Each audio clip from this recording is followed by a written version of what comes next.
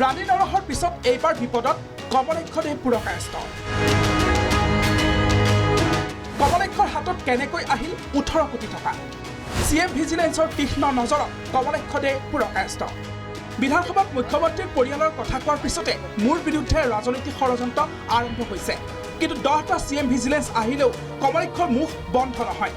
CM ভিজিলেন্সে অভিযান চলোৱাৰ পিছতে এই মন্তব্য বিধায়ক কমলেক্ষদেৱ পুৰকায়স্থৰ।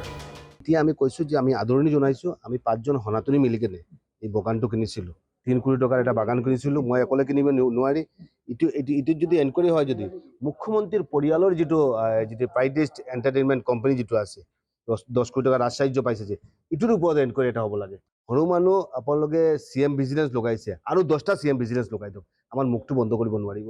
মুখ বন্ধ কৰাৰ চেষ্টা কৰিছে। এছেম্বলি যাতে আমি কথা নকওঁ, আমাৰ ওপৰত ফাণ্ড এলিগেশ্যন যেতিয়া হয় তেতিয়া ফাণ্ড এলিগেশ্যনটো যাতে আমাক বন্ধ কৰা যায়, মানে বিভিন্ন ফালৰ পৰা প্ৰেছাৰ ক্ৰিয়েট কৰা হৈছে। পিছে কমলেক্ষৰ বিৰুদ্ধে অভিযোগ কি? আয়তকৈ অধিক সম্পত্তিৰ তথ্য কমলেক্ষৰ বিৰুদ্ধে। কৰিমগঞ্জত 560 একৰ ভূমি ৰমণী কৃষ্ণ ইষ্টেট আৰু প্ৰমোদনগৰ টি ইষ্টেট দুখনকৈ বাগিচা অবৈধভাৱে ক্ৰয় কৰাৰ অভিযোগ। 4জনৰ সৈতে মিলি ক্ৰয় কৰিছে বাগিচা দুখন। কমলেক্ষৰ ভাতৃ কল্যাণদেৱ পুৰকায়স্থ, চমন ধৰ, সব্যসাচী কৌৰ নামৰ 3 ব্যক্তিৰ সৈতে একেলগে বাগিচা ক্ৰয় কৰা দেখুওৱা হৈছে। ইয়াৰে কল্যাণদেৱ এজন চতুৰ্থ বৰ্গৰ কৰ্মচাৰী। প্ৰকৃততে 18 কোটি টকা বাগিচাখনৰ মূল্য। 3 কোটি 20 লাখ টকাৰে বাগিচাখন ক্ৰয় কৰা দেখুৱাইছে নথিপত্ৰত। ইছলাম উপাধিৰ এজন ব্যক্তিয়ে কমলেক্ষৰ বিৰুদ্ধে দাখিল কৰিছে এইসমূহ অভিযোগ।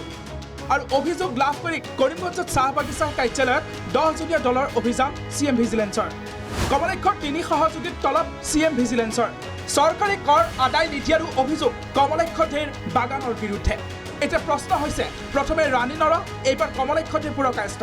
বিৰোধীৰ মুখত তলা লগোৱাত এয়া ষড়যন্ত্ৰ নেকি? বিৰোধীৰ দুৰ্বলতাৰ লিষ্ট তৈয়াৰ কৰিছে নেকি শাসকীয় দলটোৱে?